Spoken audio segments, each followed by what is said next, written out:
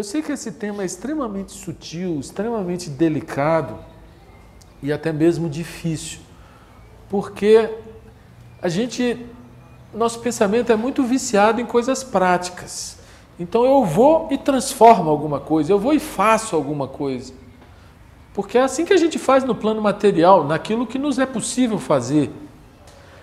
Mas quando o assunto é a nossa subjetividade, quando o assunto é nós percebermos a nós mesmos e produzirmos uma revolução nesse espaço interno, nosso poder volitivo ele não é tão grande assim. E daí a importância da gente perceber que nesse campo, a gente não faz nada. Ou a gente percebe e vê as coisas como elas são e elas se transformam, ou toda a atitude volitiva de eu vou ser isso, eu vou ser aquilo, não vai transformar nada. Reparem só, eu posso desejar ser uma pessoa boa, bondosa. Será que esse desejo vai me transformar numa pessoa bondosa? Aí eu vou fazer caridade, por exemplo, eu vou pensar em ajudar o próximo. Mas se não for uma transformação verdadeira, eu logo vou estar buscando um reconhecimento, vou querer que as pessoas vejam o tanto que eu sou bondoso, ou vou querer, de alguma maneira, que a pessoa seja grata porque eu ajudei. Então, o elemento pessoal egocêntrico, ele é muito enraizado em nós. Então, eu não me transformo numa pessoa bondosa pela ideia de que eu deva ser bondoso. Eu posso até aparentemente ser bondoso, mas internamente eu continuarei sendo egoísta. Na verdade, o que me transforma numa pessoa bondosa é quando eu percebo o meu próprio egoísmo, na hora que ele está presente, e naquele momento de percepção, eu sou capaz de abandoná-lo.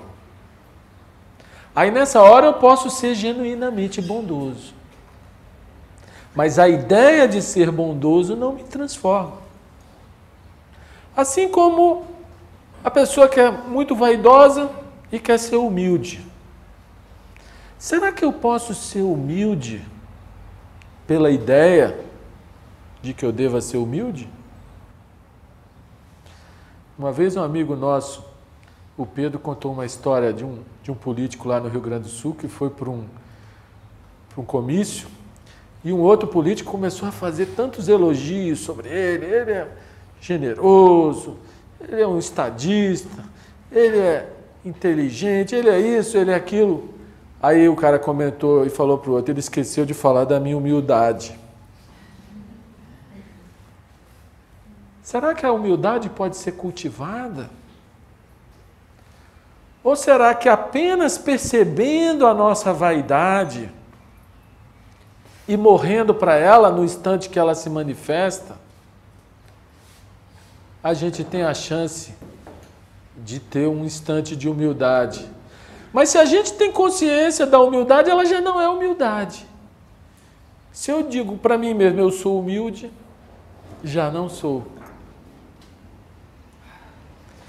Então, é muito importante a gente ver que a transformação que decorre do autoconhecimento, ela vem através de um processo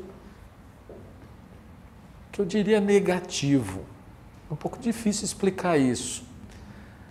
Mas o negativo é o seguinte: quando você percebe alguma coisa dentro de você e por perceber você permite que essa coisa morra, o outro se manifesta. Agora, o outro, ele não pode ser produzido por você. Ele se faz sozinho. Ele pertence à vida, pertence à natureza.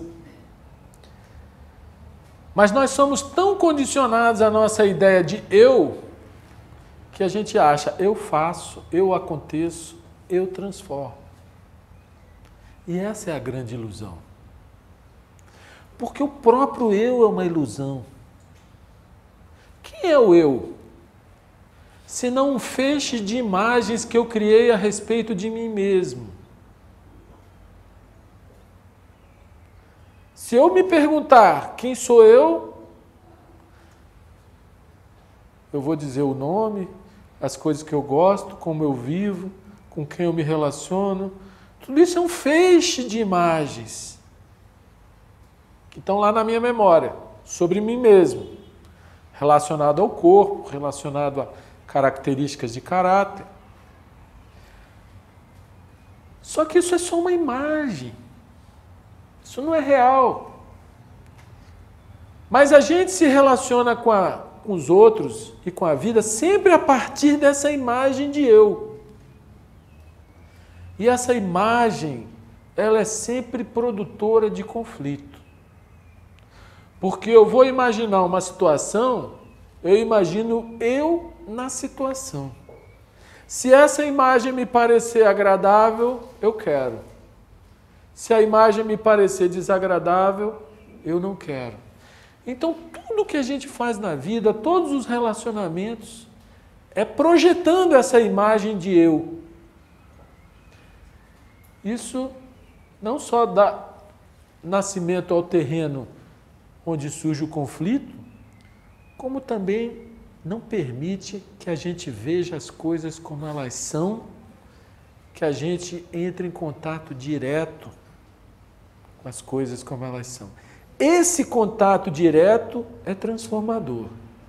Esse olhar penetrante, profundo, claro, sem ideia, sem palavras, sem explicação, sem justificação, esse é profundamente transformador. E só a própria pessoa experimentando que ela vai poder ver se o que está sendo dito é verdadeiro ou não. Não adianta a gente ficar no campo das palavras ou repetir o que alguém disse se nós próprios não vivemos a experiência da transformação. Transformação de quê? De nós mesmos. Aquela que os alquimistas faziam, transformar chumbo em ouro. Aquilo num sentido simbólico. Mas qual é o chumbo que nós vamos transformar em ouro? É a raiva, é o ciúme, é o medo, é a inveja, é a preguiça, é a irritação, é a tendência egocêntrica. Tudo isso é o chumbo, é o material de trabalho que nós temos. Quem de nós não tem isso? Muitas vezes a gente se engana, porque a gente não quer olhar. Mas se nós estivermos realmente interessados em acender uma luz, e a única luz que pode ser acesa é dentro da gente. A gente pode fazer isso juntos, mas cada um fazendo dentro de si. Você nunca vai acender a luz do outro. Só o outro pode acender a sua própria luz, podendo ou não ser ajudado por alguém, por algum livro, desde que ele esteja junto na observação e não fique apenas no campo das ideias, das informações, das palavras ou das explicações. Então, o que precisa ser transformado somos nós mesmos. A solução dos problemas do mundo está dentro de cada um de nós. A responsabilidade é do indivíduo. Não adianta você falar para as massas e querer transformar as massas, porque isso aí é só propaganda. Isso aí é só querer dominar o rebanho, o imenso rebanho que é a humanidade. E é isso que os políticos fazem, os líderes religiosos fazem, aqueles que têm um poder de persuasão maior. Eles querem convencer os outros da sua verdade. Mas a verdade não pode ser possuída por ninguém. Qualquer coisa que eu disser como minha verdade, serão minhas memórias, minhas crenças, meus registros e minhas palavras. Agora, a verdade, que não pertence a ninguém, a própria pessoa pode ver ou não. E às vezes a verdade é dizer não vejo, não enxergo, não compreendo. É extremamente verdadeiro olhar nessa condição, porque ela é uma condição de aprendizado. Porque se eu digo não vejo, não enxergo, não compreendo, eu estou interessado em enxergar, em ver e compreender. E, portanto, a investigação continua. Agora, se eu me satisfaço rapidamente com palavras, com explicação, com alguma coisa que eu peguei num livro, numa palestra e saio repetindo, eu me engano. E eu não vivo a experiência transformadora que é a do contato com a verdade. Então a transformação é de nós mesmos. E quanto mais a gente vai trabalhando os nossos lados grosseiros, os nossos lados mais externos, mais rudes, vamos dizer assim, a gente vai ficando um sujeito polido, educado, tal. Mas outros fatores mais sutis e mais difíceis começam a vir à tona. Talvez o final desse trabalho seja muito longe. Talvez se é que existe mais de uma vida, nós não podemos falar disso de uma maneira tão simples. Talvez no momento da iluminação a gente transforme todo o nosso chumbo em ouro. Mas até lá, quanto mais nós transformarmos, outras formas virão à tona.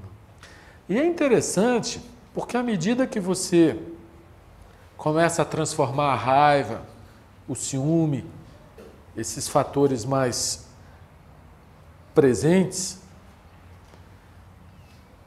você passa a ter mais energia.